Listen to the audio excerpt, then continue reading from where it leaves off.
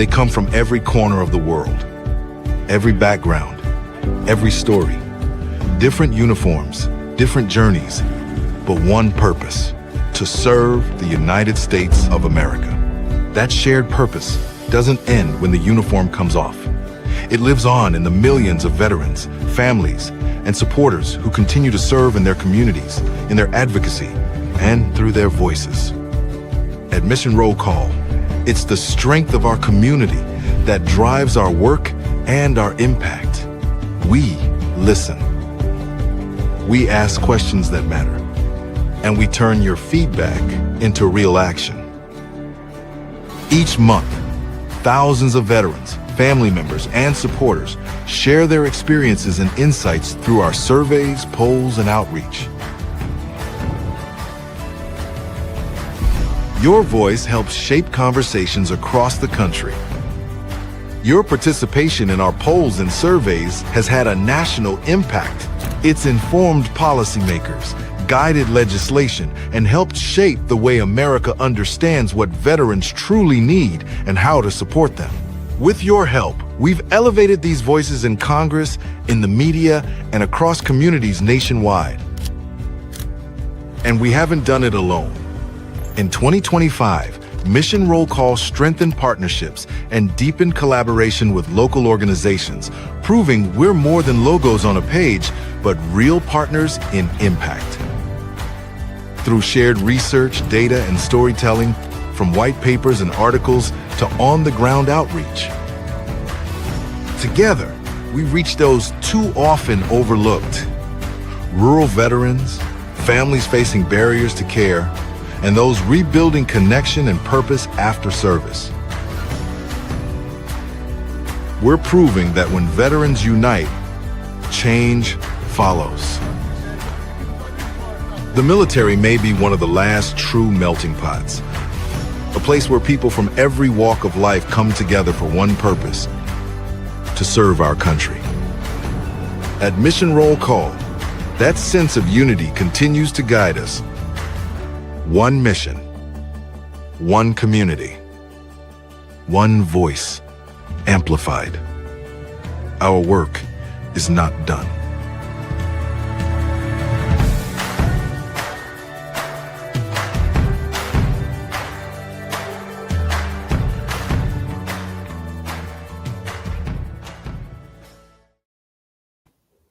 All right, everybody. Well, welcome in again for another Mission Roll Call Town Hall. I'll be your host, Ray Whitaker. And as always, we have Mr. Jim Whaley. Jim, how are you today? Doing great. Love that video. Just wonderful, right? Helps tell the story, uplifting, and excited about it. Thanks to the team for putting that together.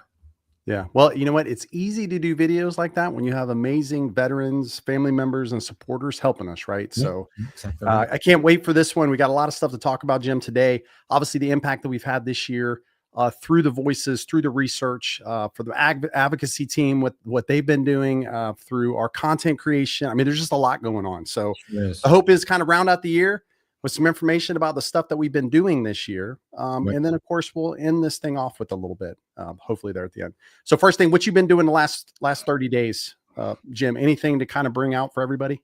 Well, I think two things. One is, compiling what we've done throughout the year. Sometimes it's hard to remember what you did in January and February months ago and see all the impacts that had. So I think aggregating all of that and really stepping back, and as we call, I think this is a natural time of the year where we kind of think about what we've done, and then we're starting to get ready to at least think about what we're going to do moving forward. So I think that was important. And the second piece is just to communicate, I think, to a lot of partners as we close out the year, thank yous to them, reaching out to them and kind of laying the framework going into next year. How can we continue to grow this?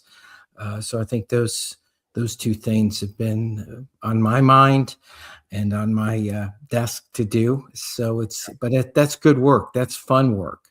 Yeah. Especially when you look at the impacts that we have. And I know we're going to talk about the impact report here a little bit that's coming out. So that's sets that up pretty well. Yeah. We'll do a little sneak peek. We had a couple sneak peeks today. I always love just kind of, giving folks an inside view of what we're doing, just so they know. So first, I want to start with a little bit of sad news for us as an organization. I know you know this. The team knows now. One of our content strategy director, Britt. For those that are here that are from the MRC team, Britt came onto the team right at the beginning. Yeah, Jim, I know you know this. Roger and I tried to go back and figure out what Britt's been doing. You know what I mean? We got to check, cross the T's and dot the I's to make sure she's been working. And I say that with all jokes, but it's unbelievable the amount of work that's actually been done. And you try to look at what we've done as an organization, 140 plus articles that she's been part of. And that doesn't even account for the amount of folks and things that she's done outside of that, right? Other people that have done things that have kind of come in. The orchestrating, when we come here, anytime you start a new organization, folks think that, hey man, it's easy. Throw a little bit of money at it and start rolling, and then you have it. But to do what we do, and I know for the folks that are here, you have to orchestrate a good content strategy that you then can push out and make the impact that you truly want to make. And, Britt, we hate to lose you. I'll tell you that much. We've said that before, but we know you're going somewhere to make just as much impact in another VSO. So for me anyway, and I know for the rest of the team, we're going to miss you. And I know you're not going to be far. We're going to stay in contact with you, but Jim, I just wanted to kind of push it over to you. I know she's been helping you with earned media. It's like, that's a whole nother side of this that she's been focused on. Yeah. So I don't know if you had anything that you wanted to say from your side. Yeah, a lot. You're right. She started right from the beginning with us. And you think about it, we amplify the voice of veterans, and she's been the voice of MRC. Yeah. So that's how important her role is. I've had the opportunity at the end of my career to work in communications and public affairs, and then ran communications and marketing for two large organizations, Fortune 500 companies. And so I've worked with a lot of great communicators, a lot of great writers, content developers, and Britt stands high above all of those. I mean, she's a wonderful writer, wonderful storyteller, and can get to the emotion of it, but not lose it in the emotion, and tell a great story. And I can go on and on. But I am buoyed by the fact that she's continuing to be in our tribe of veterans support organizations. So she's going to continue that work. And I guess the last thing I would say is I am always generally happy when somebody gets promoted out of an organization that I'm part of. And I know a lot of people are like, oh, I can't believe they're leaving. I've done this for them, I've done that. And I just don't look at it that way. I always look at it as, hey, if they're getting promoted and they're going out and continuing their career, continuing to do good work, that's a validation that we did something right, that they flourished here, and they're going to continue in their profession and do good work. So I wish her Godspeed, and I know we'll stay in touch with her. Yeah, just lucky to have a small part, and that's the whole team. So, Britt, thank you so much. Wanted to start you off because you really do mean a lot to not just us, but to the entire team. So thank you. Okay, Jim, so we want to kind of look back this year. We're going to talk a little bit about what we've learned, talking about articles. John, good to see you, man. Thank you as always for coming in and joining us. We appreciate you. Ruth, thank you as well for coming in. We got Zach, and then we got Down 1925. Appreciate you guys for coming in and just hanging out with us. That's very kind of you, as always. So Nate, if we can get you to pull up the article here, a look back at things we learned from our polls. This is one of the things that, Britt actually worked on, Jim, from her perspective. We did a lot of things in picking 10. I mean, I really feel like we could pick so much more, right? Like you just go across the things that we do, and it's the caliber of people that we have in the organization. And then obviously it's the feedback that we get from veterans and their families and supporters that allow us to have this. So one of the very first things that we had here is veterans want choice and flexibility. The Access Act was a huge part of this. I know yourself and Mike worked on this pretty heavily. 67% of respondents, whenever we did a survey, believe that legislation of Access Act for 2025 would improve their healthcare outcomes, right? Like they just want choices and they want a little bit of flexibility. Yeah. What is choice from your perspective? What does choice mean? Like what does that mean for a veteran? What does the Access Act help with associated with that? Because we know that not all medical fits everybody the same, right? Like it's a little bit different for each person. I think generally the advantage here is that you're going to have some ownership in your healthcare. that you're going to be able to get health care when you need it, how you need it, where you need it. And one of the big criticisms of the VA has been over many years is that, hey, I need to get an MRI, and I'm in pain, and the schedule for them to do that, it takes 20 days or 30 days, or you get canceled and then moved to another day. Now with the Access Act, if they can't do that in a specific amount of time, in a specific amount of distance, they will have to use local organizations to do that. So it makes sense, right? I mean, if you have a hospital nearby that can do the same testing or administer the medical care that you need faster, then that makes sense. And this is particularly important to rural veterans and to veterans that are limited by access to a hospital or to a VA facility where it's too far away. So it's important that this happen. And I think what I was excited about when we looked at through the year what we were able to do, this was a confluence of not only being able to get unbelievable stats quick from our constituents and all the veterans that are on this call and that are going to watch this and then have taken our polls, but we were quickly able to give that to people in the House Veterans Affairs Committee and to the VA and to others. And they went like, wow, this is overwhelming numbers that says they're in support of this. So that changes kind of not only the tempo of the decision, but some people's decision process. So where before they were against it, now they're a little against it because they see overwhelmingly this is what veterans want. And this is where the power of our organization comes to play, because we can do those polls. It is apolitical. It's not our opinion, it's your opinion, and we can turn fast on it. And now that we're growing and we can get more of those numbers, it's so important. And then we can use that information in a very bipartisan way to try to affect change. And then, you know, our advocacy guy, Mike, can get this done and share this information with them. So it's powerful. And so access to healthcare is vital for veterans, changes lives. So on any given day when you feel like, you know, this is more to the team, right? Our own MRC team, you're like, oh, I've worked hard today, but I don't know what I really accomplished. You can always fall back on a couple of these things that we've been able to do, you know, throughout the year that has made significant impact in changing lives. Yeah. And Joey, so Joey responded 30 days. If you're lucky, it took 7 months to get an appointment.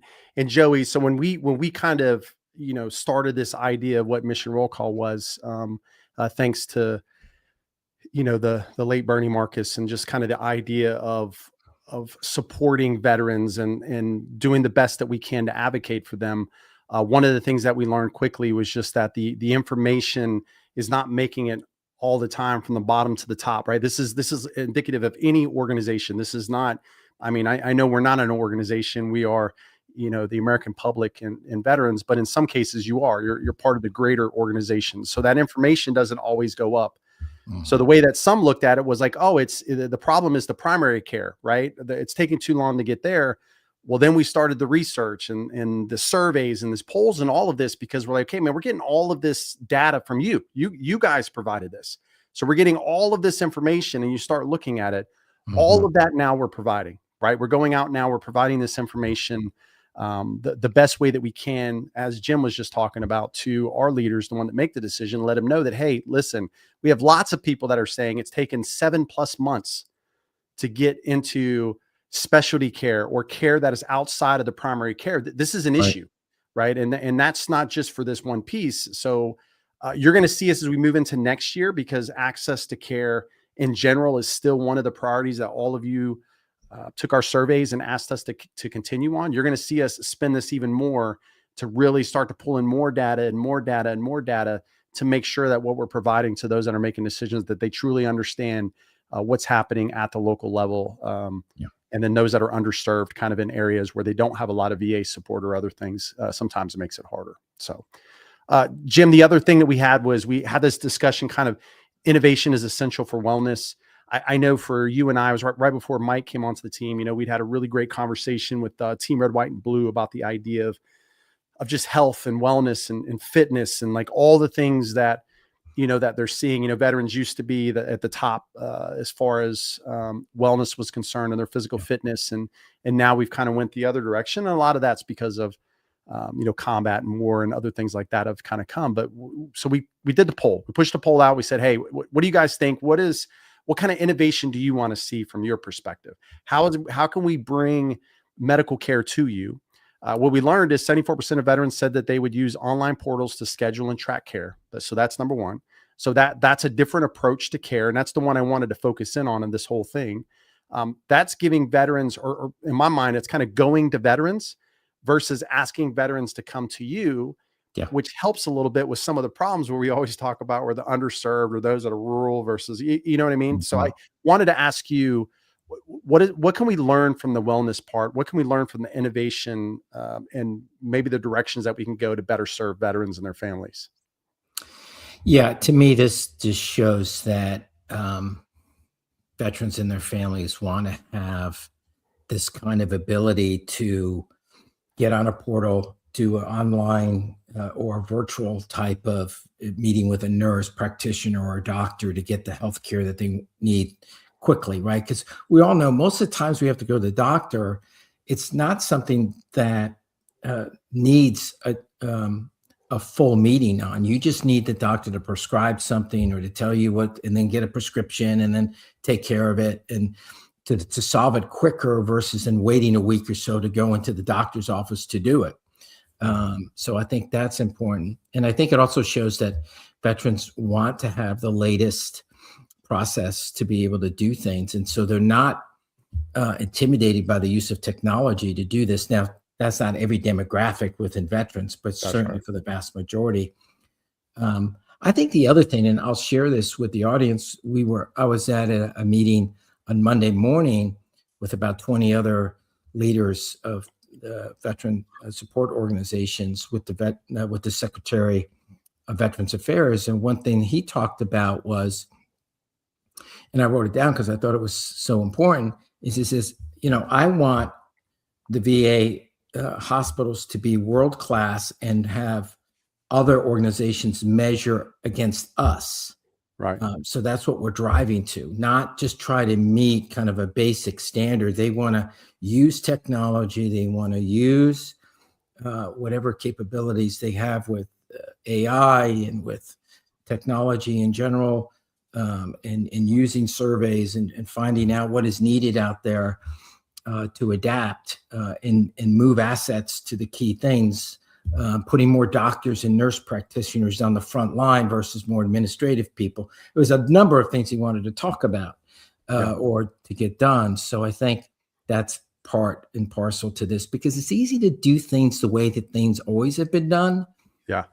It's difficult to affect change. And when you use technology, sometimes people get a little resident about that. Yeah. Are they really not too sure about it? And, am I going to lose some of that hands-on feel? But the important thing is that they're thinking about how they can be the very best in class, and that's what we all want. Yeah, absolutely. I think wellness is such a, I kind of drove it into the idea of like innovation, which is like internet. And we'll talk. Harold just made a statement here, but wellness is such a large discussion, right? There's a lot here to be talked about. Well, and it's stuff. It's simple things too. It's like diet and stretching and physical fitness and some of these things that you could do online and take a course and talk to other people about it in a small group setting, kind of like what we're doing here. And get a lot out of that. And if they can do that at scale using technology, that's what we all want. Yeah, absolutely. Walter says, so many citizens cannot comprehend how imperative healthcare we earned is to our success as humans attempting to acclimate to citizenship from service.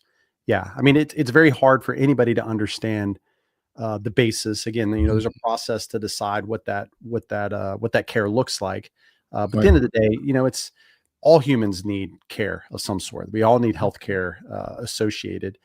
Just in the line of work that we were all in the military as veterans, oftentimes it's much different than, our counterparts.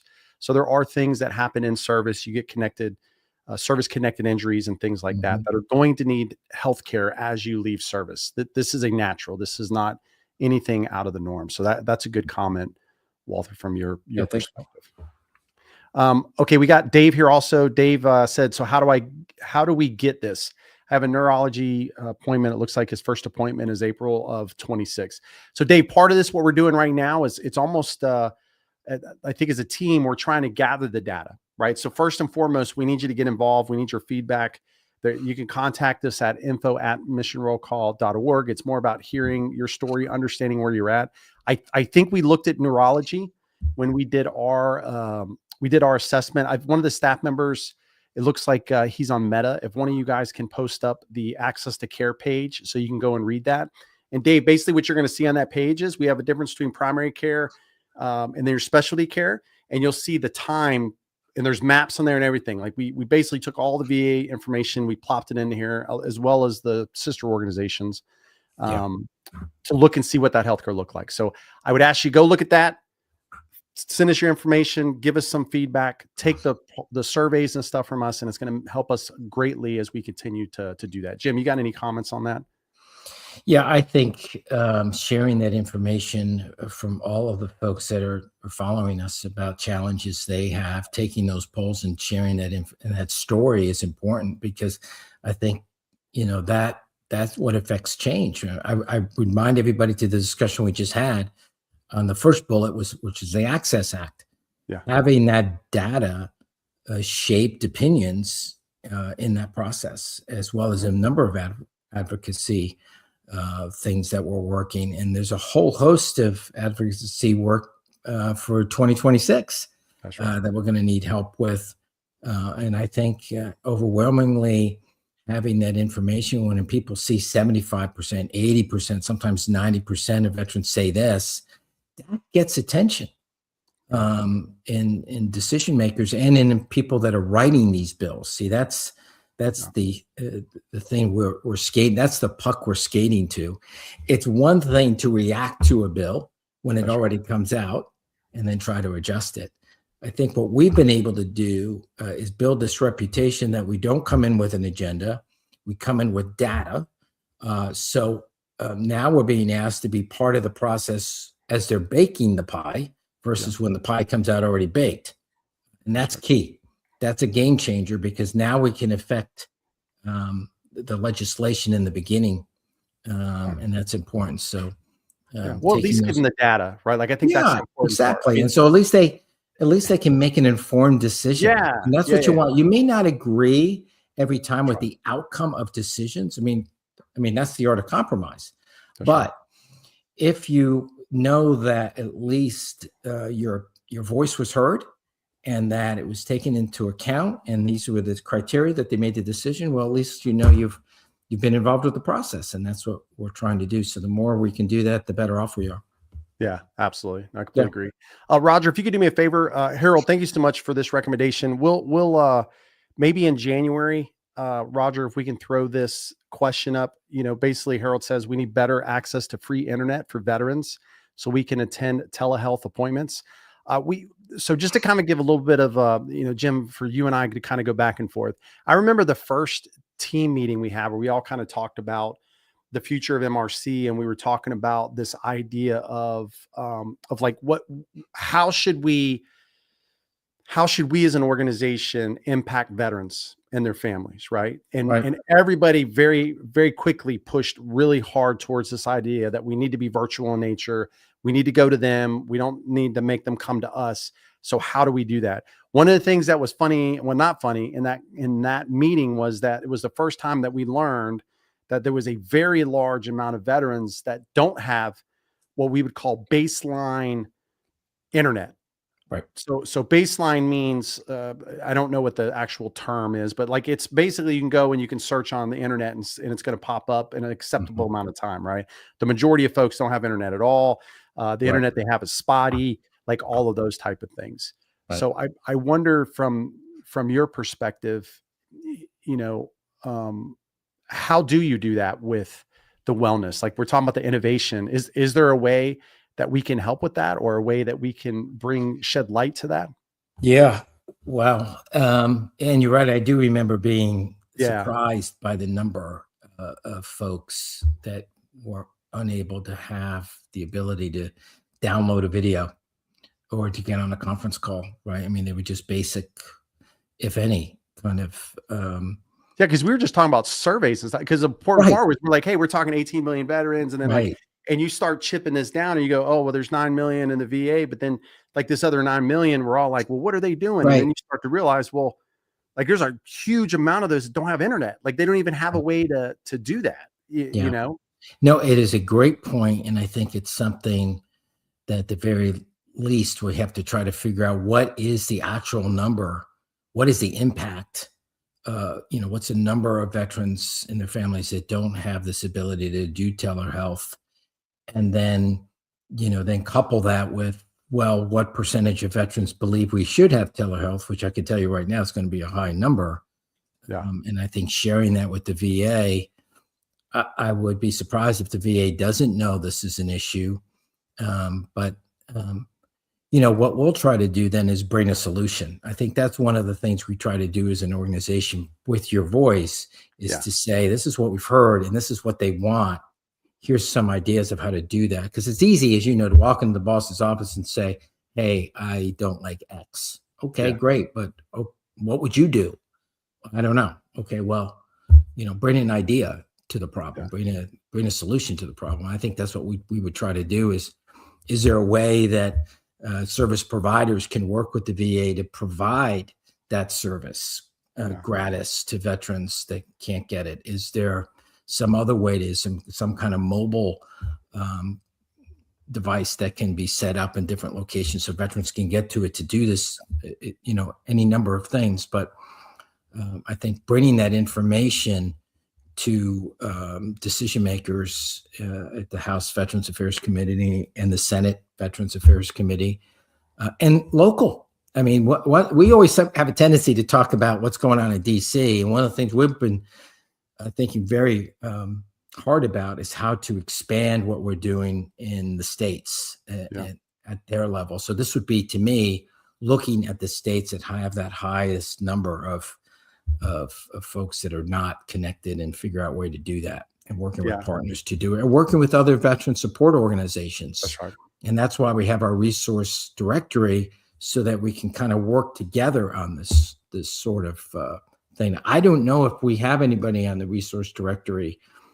I don't think we do, that focuses on connecting veterans. I don't know. I mean, that would be something for us to take a look at.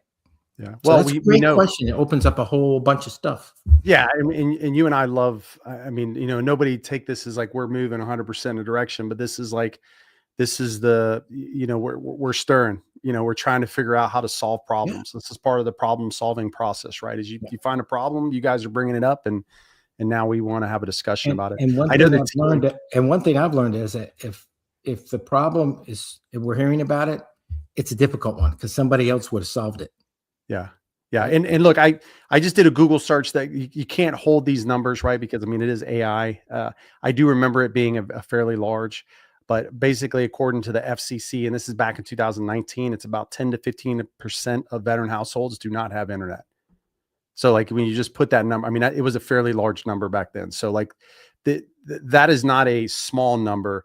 And then when we start getting into veterans that live in, areas that like, Western North Carolina or Western Virginia, these places that are just completely out, it all starts to add, right?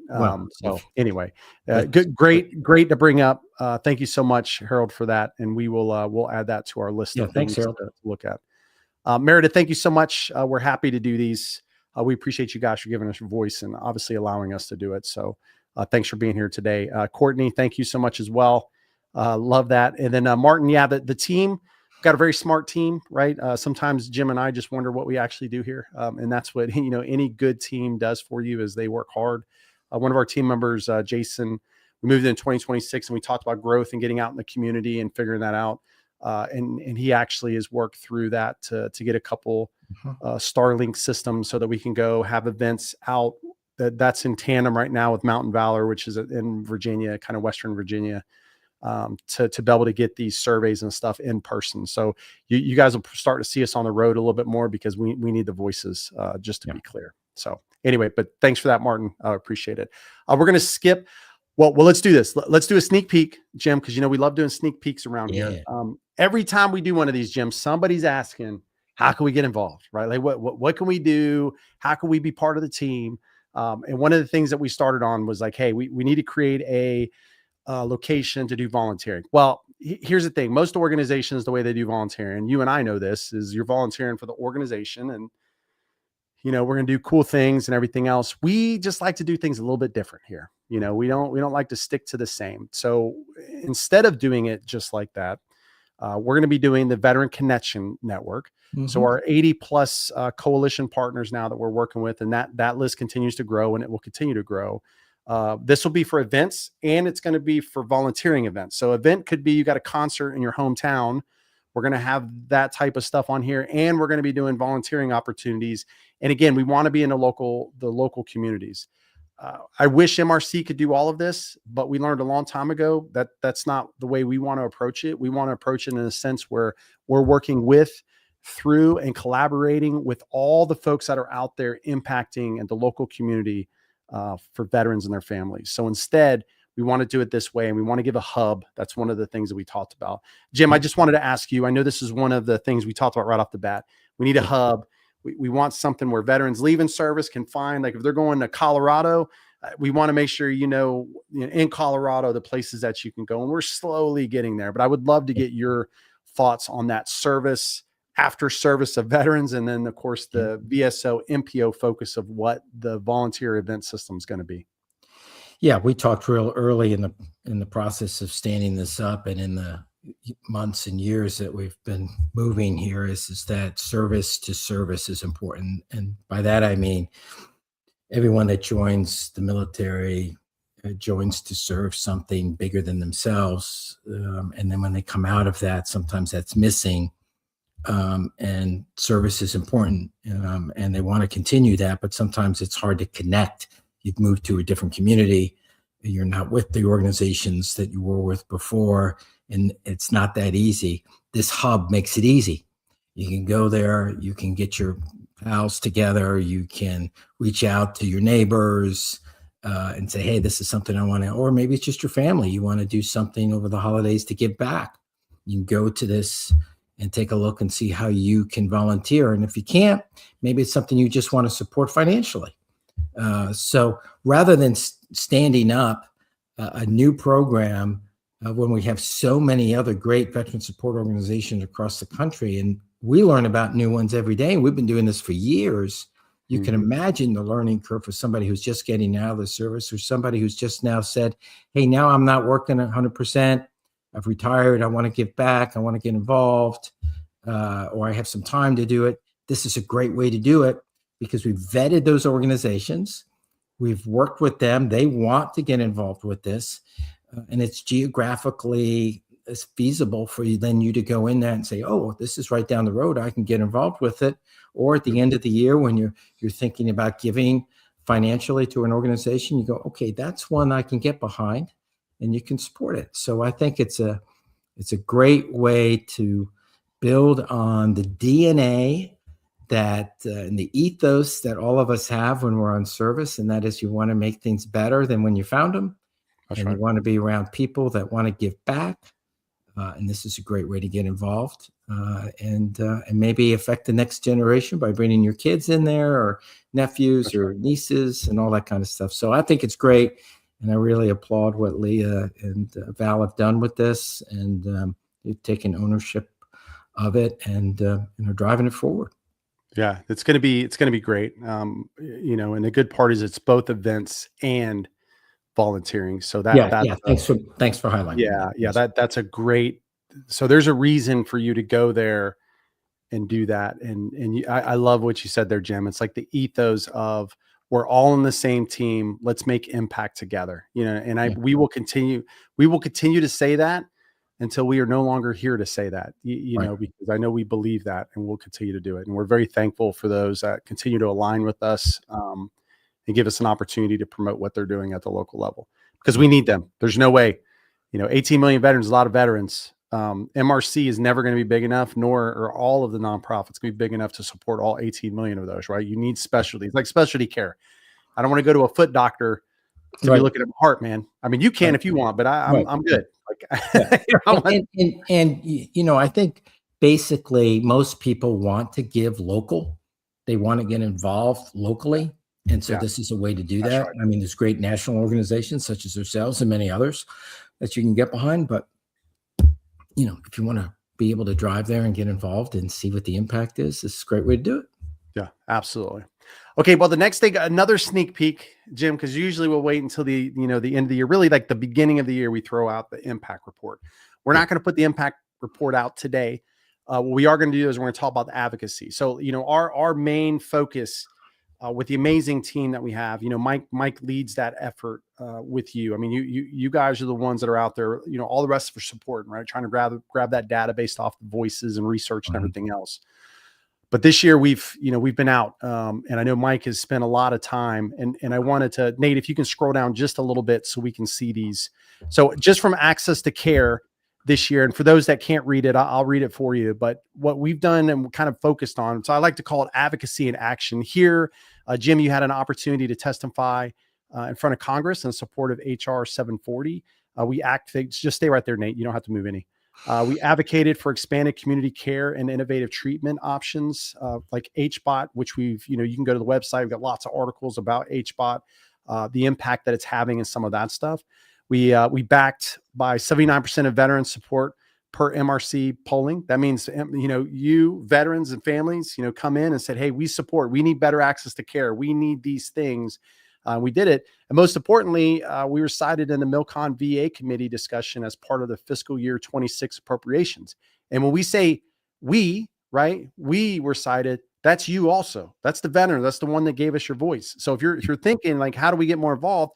First and foremost is the surveys, right? Just getting those there. So just talking about access to care, Jim, these little focus areas, which is really kind of how do you think we did this year? I mean, it far exceeded my expectations, and I think everybody's expectations, because the legislative process is designed to be slow.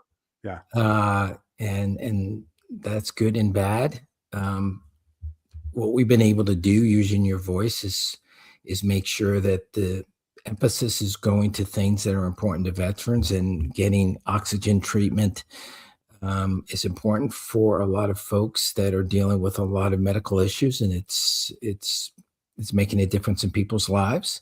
Yeah. And access to healthcare, we've talked about a little bit, all important things that I think, because people hearing what veterans are talking about, it's making a difference. And it's really using the left and right hand is how we've kind of gone at it.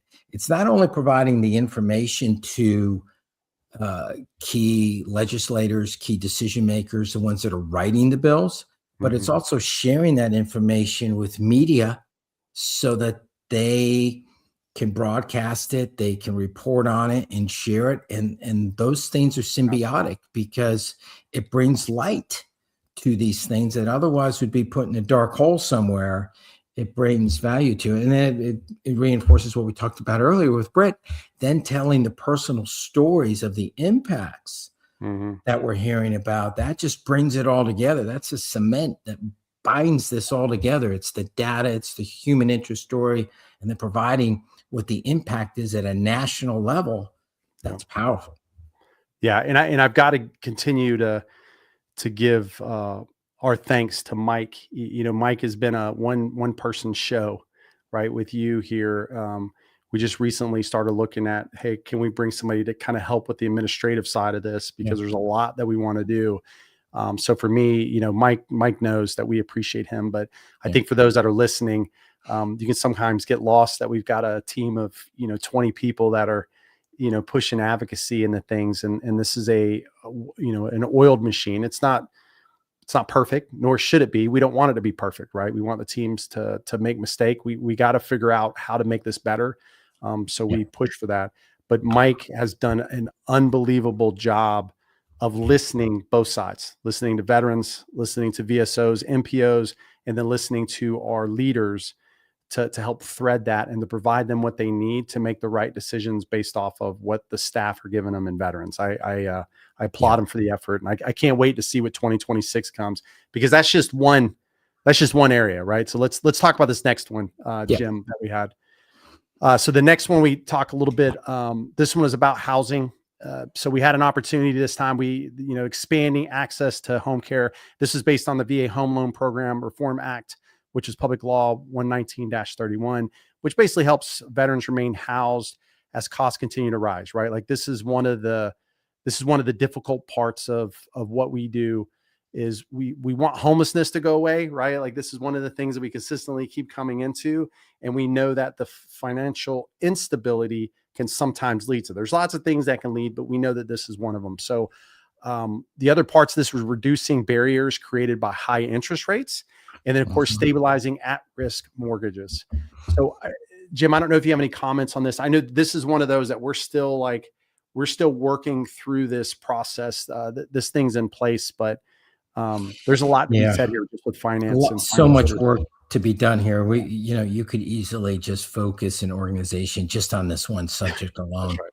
When you talk about the number of homeless, 30,000+ across the country, and that number's not accurate. We know it's off because we don't know what the number is. That's right. And of course, it's different in every state, and there's impacts in every state.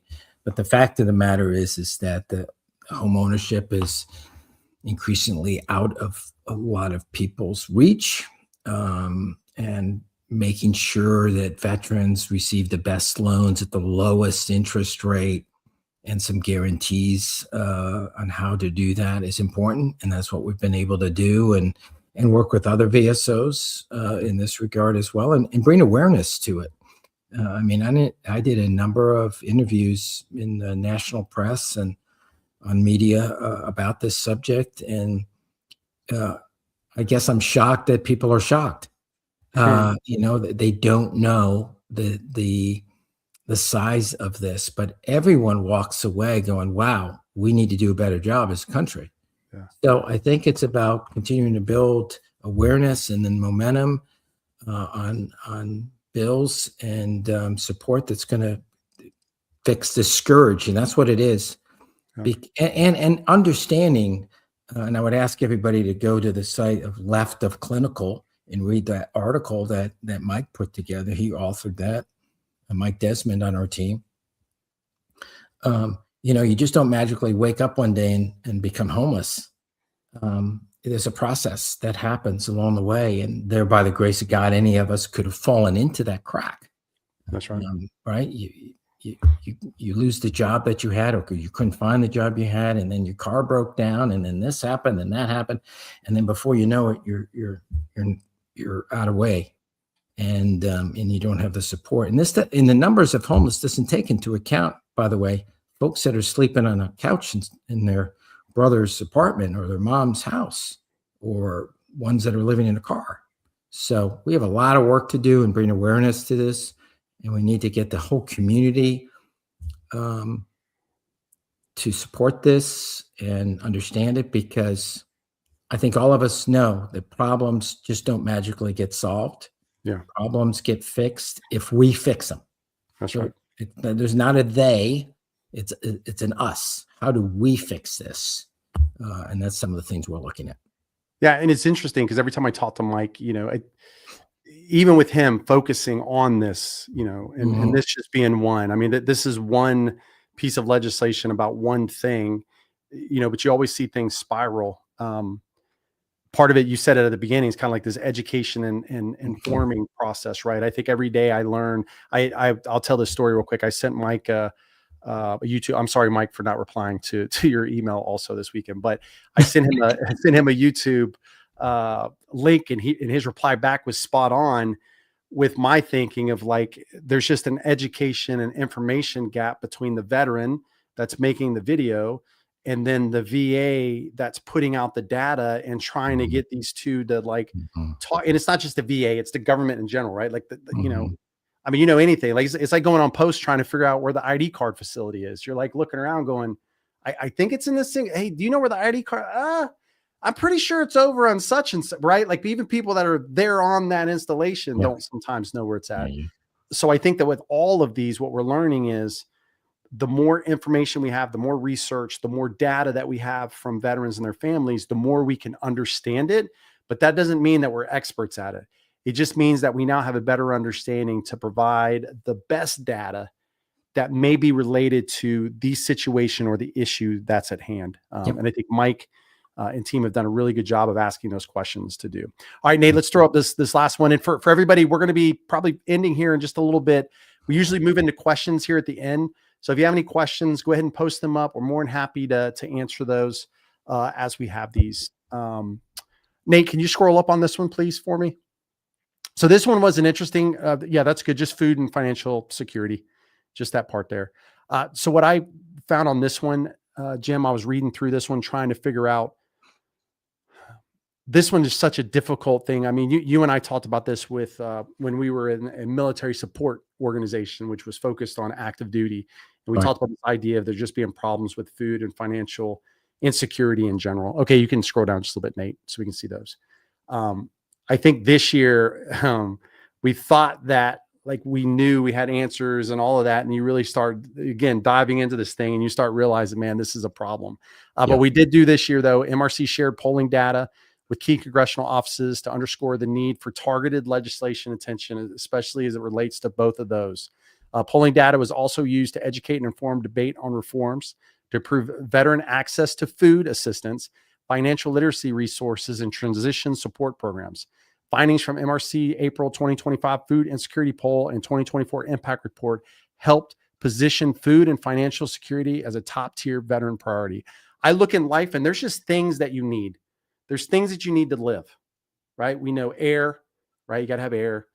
We need food and water, right? And then you need somewhere to be safe. Now, like what that safe means, we could debate that for hours in here, but just somewhere where it gets you out of the cold and somewhere it gets you out of the heat. Shelter. You know what I mean? Somewhere, shelter. So I'd love, Jim, I know you're very passionate about this. I've seen you talk about the food insecurity portion of this a lot. Of course, you have daughters that are in the military. I'd love to just get your thought on this for both, military in general, and then of course, veterans. Yeah, I get pretty incensed by it. So I'll try to keep it level-headed. 1 in 4 active duty military have food insecurity issues. And the stat that we had, if you remember, the government shut down 97% of veterans. So overwhelming numbers, right? Said they're concerned about the shutdown and not being able to get food, not being able to get access to healthy food. It's a big problem. We've asked people to serve the country, and now they're worried about being able, during a shutdown, to be able to do the things they need to do, right? To keep their family fed, put gas in the car, pay for child care, all those sort of things. It has been a systemic problem. If people look it up, the numbers of active duty and veterans are pretty close, 1 in 4, 1 in 5. It's 1 in 4 active duty and 1 in 5 in veterans, if I'm correct, suffer from food insecurity issues. And so that's something we need to fix as a country. And so we're going to bring awareness to this. We're going to bring it to light. We've always hit on it in a number of interviews across the board to make sure it doesn't get out of the discussion at the national level. I remember, and I'm dating myself, right? 40 years ago, as a young lieutenant in my first assignment, and we had to pass the hat for some soldiers in the unit during the holidays to make sure they had enough money to get Thanksgiving dinner or Christmas dinner and things like that. That's still going on. Yeah. That's still a problem. So we need to make sure that all of us that have come from that ilk, we want to make sure it's a little bit better for those that follow us. And that's what this is all about. A lot of these things take time to fix. And so we have to stay resolute and resilient to make sure that we continue to move forward on these subjects so that it gets solved. And to me, there needs to be a baseline above a certain level of poverty to make sure that active duty are getting paid so that they can get the resources that they need to feed their families. And if anybody disagrees with that, then they shouldn't be following us, right? Yeah. And they certainly shouldn't be in elected office. So we're going to do our best to keep highlighting that and pushing that. It's a problem that needs to be addressed. Yeah, I mean, Kenneth said it here. No reason that a veteran should be worried about their next meal. I mean, it's I agree. You know, the only reason that they may worry about it is it's on them, meaning that they have chosen, and we believe in choice, right? I mean, at the end of the day, we're all grown-ups as well. But I should not be having to worry about that. So this is something we'll continue to monitor. It's just something that we see. We know you've obviously got your family that's serving right now, Jim. So I know it'll continue to be something that we worry about. And homelessness isn't going anywhere. And usually it's that crowd that's usually the ones that are probably having the hardest time. It's hand in hand. Yeah. So, okay. Scott made a comment. Good old Scott. How are you, buddy? I hope you're doing well, man. You and the family. Merry Christmas to you guys and New Year. He says this data is invaluable, but also for monitoring change, not just making change. Once improvements are made, it's just as valuable that show how much has improved.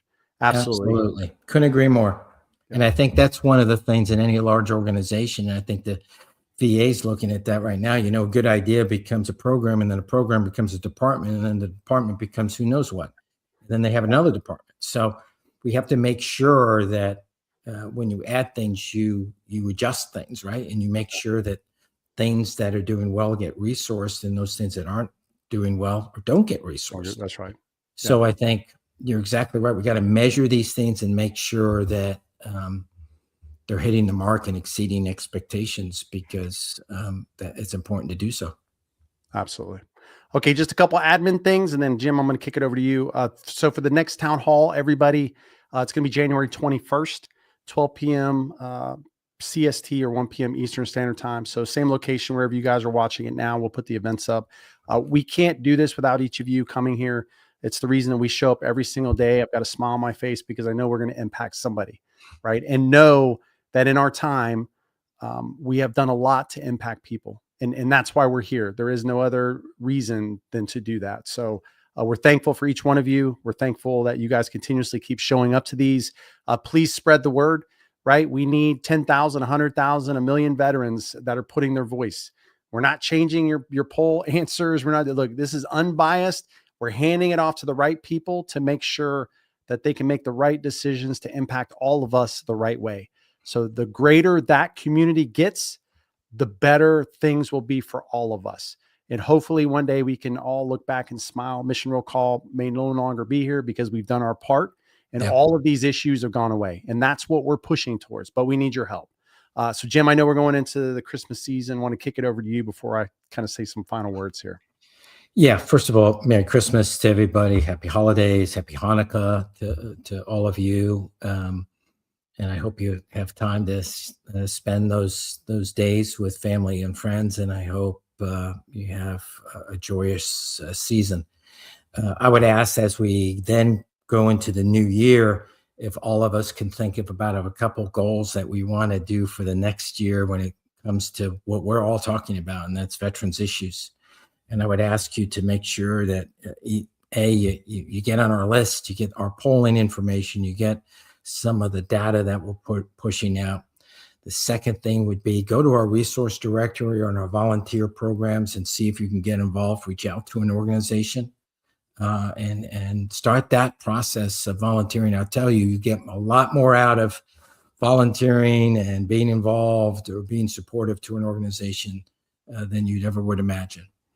And then the other item would be just to make sure that you share this with families and friends and other military families and those that you've served with, so they know about us. Word of mouth is important, and hearing from you that we are an organization that they could get involved with would mean a lot, because those numbers mean a lot as we move into the next year and try to tackle some of these important legislative issues and programs and things of that nature in 2026. And lastly, just thank you all. We've grown exponentially, and we've taken a lot of joy in serving our brothers and sisters, and we're going to continue to do that in the year to come. Absolutely. Jim, thank you so much. For everybody there, we wish all of you a happy holidays. We cannot wait to get into 2026 and continue to do our part to impact you and, of course, your families. So from our team to each of you and your families,